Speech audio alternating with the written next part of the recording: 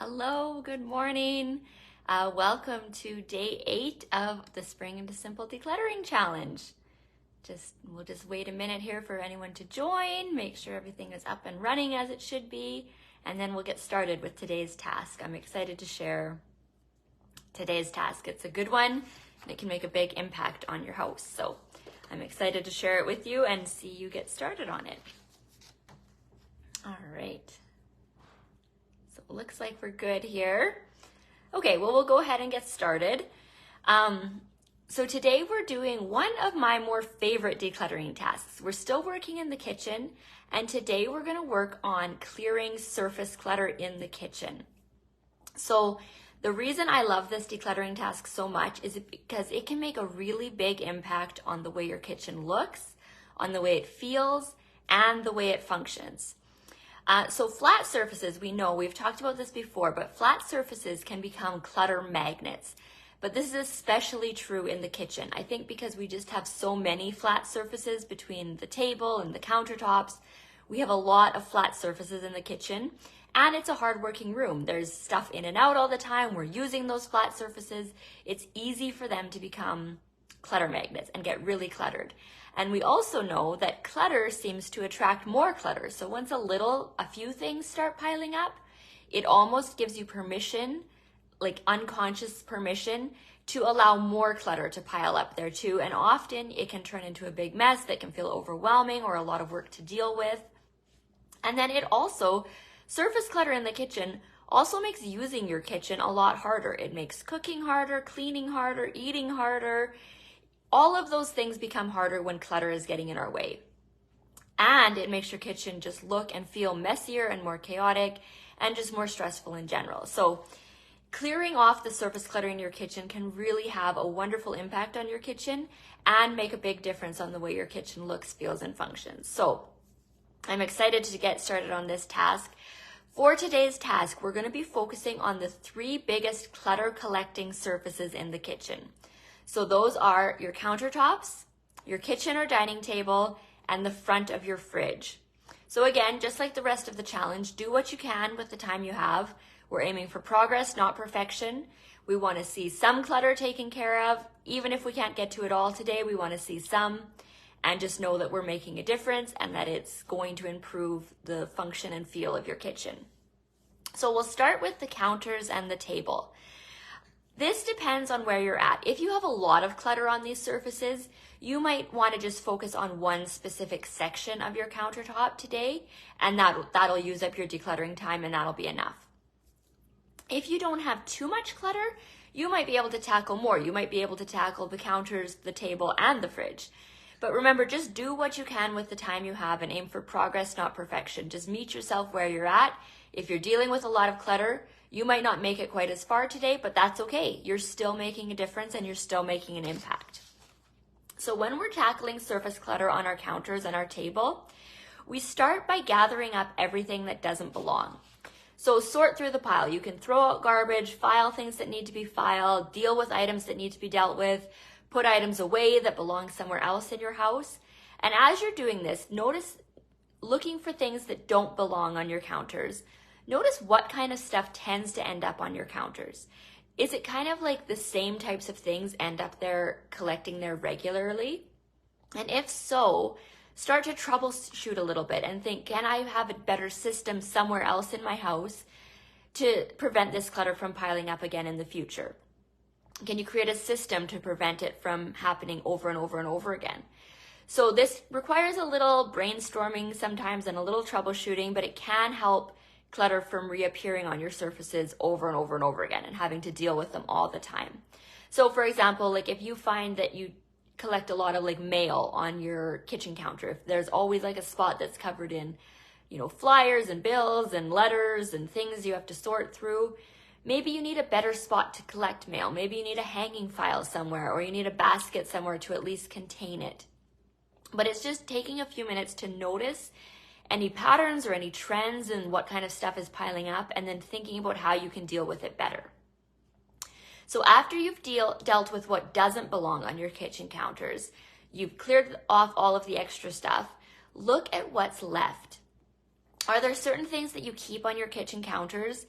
like things like small appliances, a knife block, canisters, a utensil caddy, those kinds of things. Are there certain things you keep on your counter that you don't necessarily have to keep there? Do you really need them on your kitchen counter? And this, these add visual clutter, and they often also give you permission to collect more clutter. It's often like a few things out gives you that permission that, okay, I can add a little bit more to this space and I can just tuck it beside the toaster and I'll deal with it later. And then, that happens again and again and you have quite a bit of clutter to deal with. So I just really encourage you to challenge yourself. Does all the stuff you keep on your counters really need to be there? Could you find an alternative place? Could you maybe put it in a cupboard, which may require you to do a little bit of decluttering in that cupboard to make space for it, but that's okay. That's something you can totally handle at this point in the challenge. So I just encourage you to maybe be open to experimenting with things.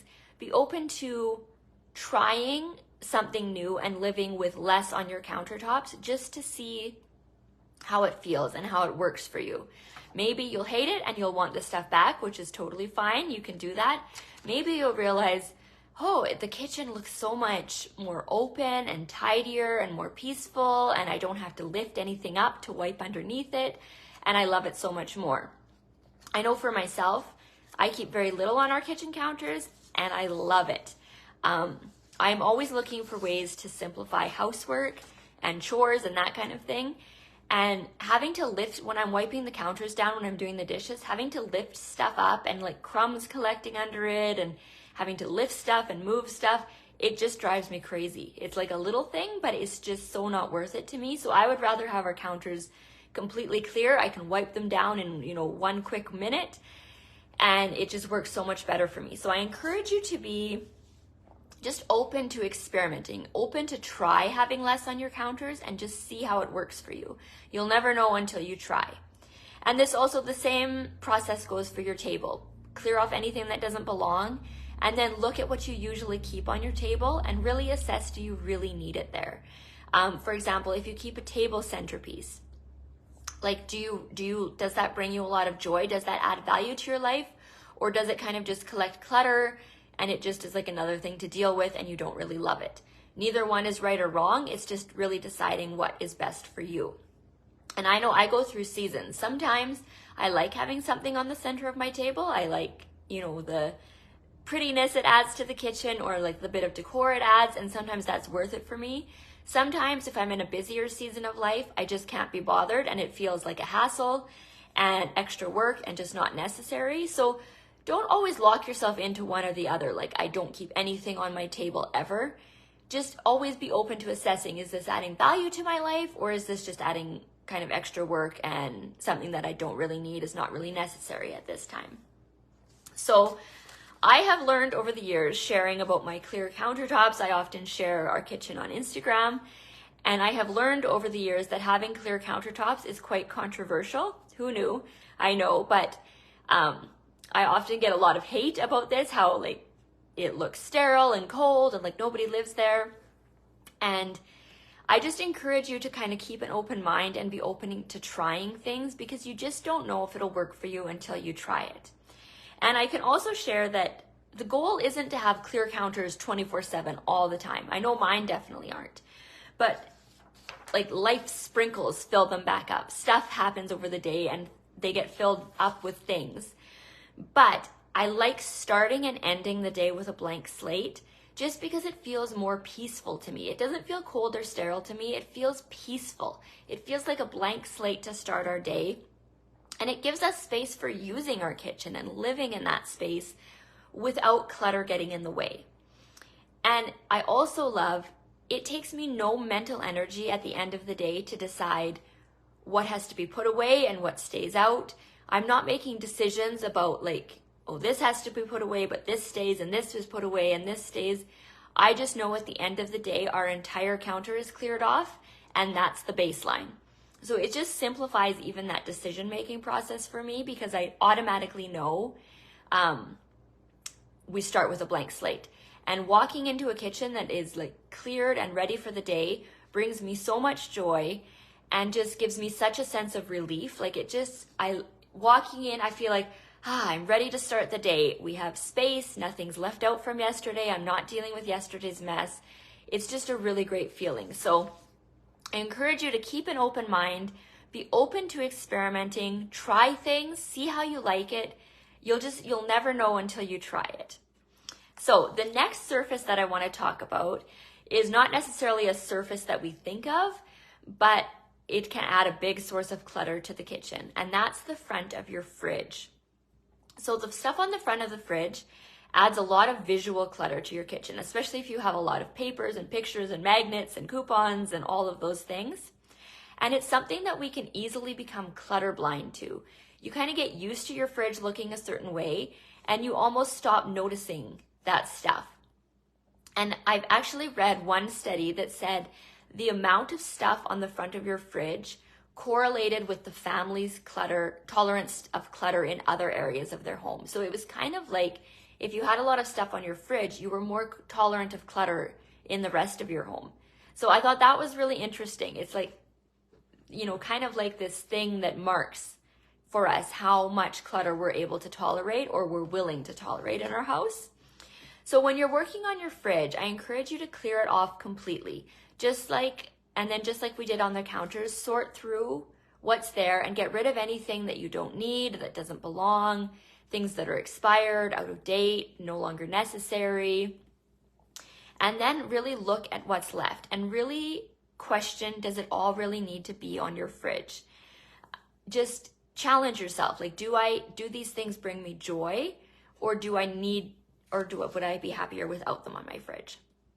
And just as a fun experiment, I would encourage you to completely clear off your fridge for a week and just see how it feels. It can look quite stark and strange at first, especially if you have a lot of stuff on your fridge, but just clear it off and see how you like it. See how it changes the look and feel of your kitchen, and just see how that works for you. And then if you're deciding to add a few things back after that week, if you kind of miss some special pictures, or maybe you have like a calendar that you really use a lot and you rely on, if you want to add those things back on, then just be very selective. Make sure you're adding the absolutely essential things and leaving off the extra stuff that's just adding visual clutter. Or another option is if you have a side, like the side of your fridge is available, maybe you could put those kinds of things on the side of the fridge, so it's just a little bit less obvious and like you see it a little bit less when you enter your kitchen, and maybe leave the front clear. Maybe that would work, as having a clear front and then having those essential things or those important things on the side of your fridge if the side is available. So it's just about experimenting, trying different things, just being open. It will look different at first. It will probably look strange to have a clear fridge, but you might find you really like it. You might find you miss having some special things, so you'll put back the very special things. But I just encourage you to be open and maybe just try it. Just be open to trying it and just give it a shot and see how it changes the feel and the look of your kitchen. So that's it for today's task. Like I said, that could be quite a bit depending on where you're at. You might not have time to tackle all three surfaces. So just do what you can, do as much as you can in the time you have. If you're not dealing with too much clutter, or you have the time and you want to tackle all three, then that's fantastic. It will make a big impact on your kitchen. So just give it a shot, do as much as you can with the time you have. And if you're experimenting with less, tell us about it. Tell us, was it hard for you? Was it easy? Did it feel super weird to have the front of your fridge cleared, your counters cleared, those kinds of things? Like, leave a comment below this video or just in the group in general and tell us how it's going. Share your clear surfaces when you get there, so we can all celebrate with you and cheer you on. And just keep sharing so that we can all celebrate the wins together. I will be back here tomorrow again for our next video at 9:30 a.m. Mountain Standard Time. We'll be doing one more day in the kitchen. So we have kind of a fun task for tomorrow. I think it's fun anyways. I hope you do too. So tomorrow's task will be in the kitchen again before we move on. And yeah, I'm excited to see what you get up to today, and we will see you back here tomorrow. Okay, happy decluttering everybody, and we'll see you then. Bye for now.